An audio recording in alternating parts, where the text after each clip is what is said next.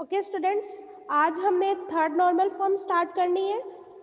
Normalisation की जो है ये लास्ट स्टेप है। थर्ड नॉर्मल फॉर्म, फर्स्ट और सेकंड नॉर्मल फॉर्म में हमने उसको रीड किया था कि जब हमने रिलेशन को फर्स्ट नॉर्मल फॉर्म में चेंज करना है तो रिपीटिंग ग्रुप को हम रिमूव करते हैं। जब हमने रिलेशन को सेकंड नॉर्मल फॉर्म में चेंज करना है तो हम पार्शियल डिपेंडेंसी को रिमूव करते हैं। और थर्ड स्टेप में जब हमने थर्ड नॉर्मल फॉर्म में चेंज करना है रिलेशन को तो यहाँ पर हम ट्रांजिटिव डिपेंडेंसी को रिमूव करेंगे।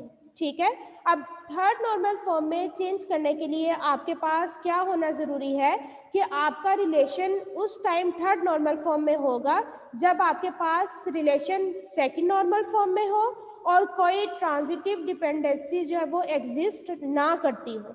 मीन्स के सेकंड नॉर्मल फॉर्म में भी तब होगा जब रिलेशन फर्स्ट नॉर्मल फॉर्म में, क्योंकि उसकी डेफिनेशन में हमने पढ़ा था कि सेकंड नॉर्मल फॉर्म में तब होगा जब वो ऑलरेडी फर्स्ट नॉर्मल फॉर्म में रिलेशन मौजूद होगा।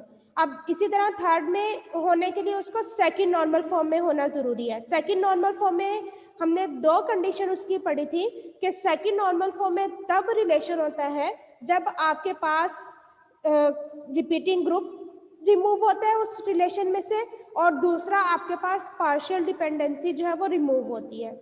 अगर आपके पास इस तरह का रिलेशन है तो वो आपके पास सेकंड नॉर्मल फॉर्म में होगा।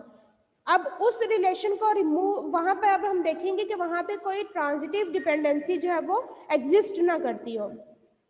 ट्रांजिटिव डिपेंडेंसी क्या होती है, ये कल जो हम लोगों ने पार्शियल डिपेंडेंसी पढ़ी थी उसका और ट्रांजिटिव डिपेंडेंसी का मैं आपको डिफरेंस क्लियर कर देती हूँ कि जो पार्शियल डिपेंडेंसी है उसमें मैंने आपको बताया था कि जो नॉन प्राइमरी की एट्रीब्यूट्स हैं वो डिपेंड करते हैं प्राइमरी की एट्रीब्यूट्स के ऊपर। ठीक है, अब नॉन प्राइमरी की एट्रीब्यूट्स क्या होते हैं कि टेबल में हमारे पास जो एट्रीब्यूट्स होते हैं वो उनमें से कुछ के ऊपर प्राइमरी की अप्लाई होती है और कुछ के ऊपर सेकेंडरी की अप्लाई होती है।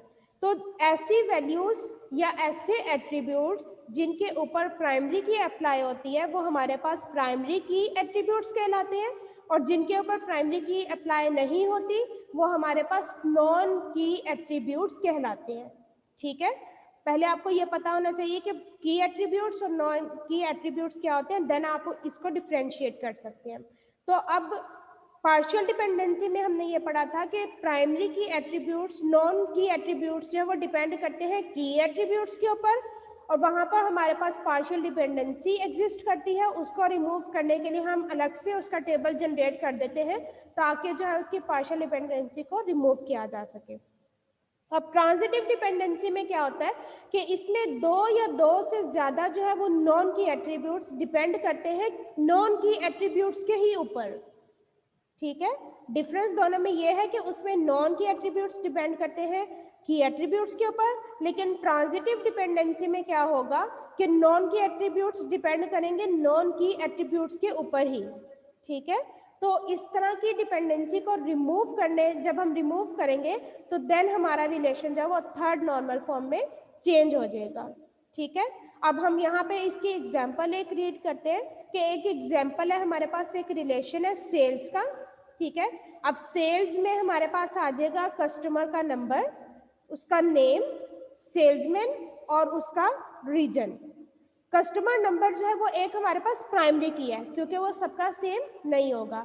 नेम सेम हो सकता है, सेल्समैन सेम हो सकते हैं और रीजन जो है वो उनका सेम हो सकता है, इसलिए ये सारे क्या है नॉन की एट्रीब्यूट्स हैं। कस्टमर नंबर जो है वो प्राइमरी की इस पे अप्लाई होती है इसलिए ये की एट्रीब्यूट है। नेम, सेल्समैन एंड रीजन ये हमारे पास क्या है नॉन की एट्रीब्यूट्स। अब इसमें हमारे पास फंक्शनल डिपेंडेंसी जो है वो एग्जिस्ट करती है इस रिलेशन के अंदर। कस्टमर नंबर जो है वो रिलेट करता है नेम और सेल्समैन के ऊपर। मीन्स के ये दो ऐसे की एट्रीब्यूट हैं, नॉन की एट्रीब्यूट हैं जो कि कस्टमर नंबर के ऊपर डिपेंड करते हैं। ठीक है, अब इसमें सेलमैन और रीजन ये दोनों आपस में डिपेंड करते हैं। ठीक है, अगर हम देखें कस्टमर वाले में तो उसमें नेम और सेलमैन का आपस में रिलेशन बन रहा है, उसमें उसके रीजन का कोई नहीं बन रहा। ठीक है, अगर विदाउट सेलमैन जो है वो उसका रीजन एग्जिस्ट नहीं करता, हमारे पास सेलमैन होगा तो हम उसका रीजन देखेंगे ना कि वो किस रीजन में रहता है। ठीक है, अगर सेलमैन ही नहीं होगा तो हम उसका रीजन फाइंड कर ही नहीं सकते। मीन्स के सेल्समैन जो है वो रीजन डिपेंड कर रहा है सेल्समैन के ऊपर, तो रीजन भी एक हमारे पास नॉन की एट्रीब्यूट है और सेल्समैन भी हमारे पास क्या है, नॉन की एट्रीब्यूट है। अब इसमें नॉन की डिपेंड कर रही है नॉन की के ऊपर, यहाँ पे हमारे पास एग्जिस्ट हो रही है ट्रांजिटिव डिपेंडेंसी, ठीक है। अब इसको रिमूव करने के लिए हम क्या करेंगे कि यहाँ पे हम इसका अलग से टेबल क्रिएट कर देंगे ताकि उस डिपेंडेंसी को रिमूव कर दे। अब इसमें हमारे पास नेक्स्ट जो है वो इसकी एग्जांपल देखते हैं यहाँ पे कि इसकी नेक्स्ट एग्जांपल क्या है।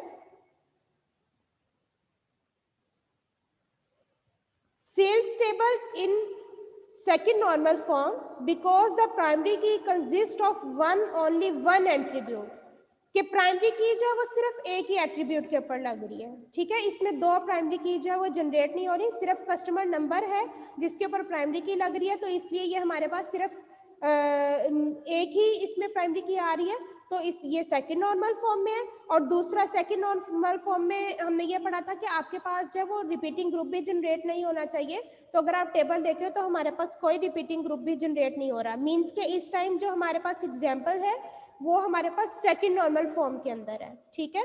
तो सेकंड नॉर्मल फॉर्म से अब हमने चेंज करना है थर्ड नॉर्मल फॉर्म के अंदर। अब इसमें हमारे पास देखिए कस्टमर का नंबर है, उसका नेम आ रहा है, सेल्समैन यानी कि ये हमारे पास कस्टमर का नंबर है और सेल्समैन जो कि सेल करेगा चीज को, ठीक है। और वो सेल्समैन का रीजन आ रहा है कि वो सेलमैन जो है वो किस रीजन में जो है वो सेल करेगा चीज को, ठीक है।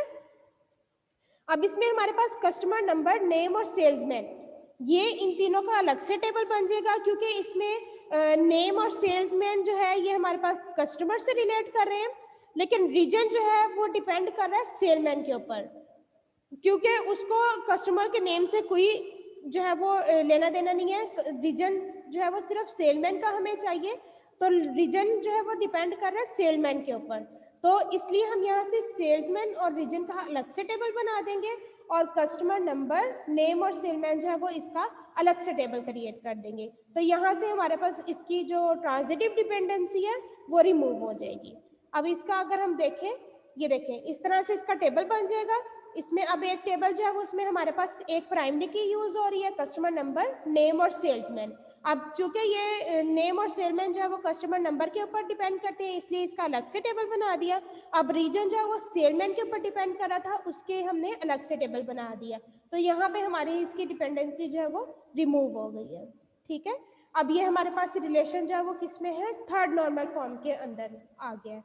तो ये तीन फॉर्म थे हमारे पास नॉर्मलाइजेशन की, फर्स्ट, सेकंड और थर्ड नॉर्मल फॉर्म। यहाँ पे अब हमारे पास ये रिलेशन जो है वो बिल्कुल सिंपल और इजी वे में, हम अंडरस्टैंडेबल वे में इसको देख सकते हैं। तो कॉम्प्लेक्स डेटा स्ट्रक्चर को हमने चेंज किया है सिंपल डेटा स्ट्रक्चर के अंदर, तो ये नॉर्मलाइजेशन है और ये हमने थ्रू डिफरेंट 3 फेजेस किया है। वो हमने फर्स्ट फेज में क्या किया था, फर्स्ट नॉर्मल फॉर्म में हमने रिपीटिंग ग्रुप को रिमूव किया था, सेकेंड नॉर्मल फॉर्म में हमने पार्शियल डिपेंडेंसी को रिमूव किया था और थर्ड नॉर्मल फॉर्म में हमने ट्रांजिटिव डिपेंडेंसी को रिमूव किया, ठीक है। अब इसमें भी हमारे पास एनोमलीज वही वाली यूज होंगी जो कि कल हमने सेकंड नॉर्मल फॉर्म के अंदर पढ़ी थी। हम लोगों ने जो है वो 3 तरह की एनोमलीज पढ़ी थी। फर्स्ट थी insert anomaly, second deletion anomaly and third जो थी मॉडिफिकेशन एनोमली। इसी तरह जैसे कल हमने देखा था कि इंसर्ट करना है, अगर हमने कोई कस्टमर नंबर इंसर्ट करना है तो उसका हमें सेलमैन भी इंसर्ट करना पड़ेगा, ठीक है।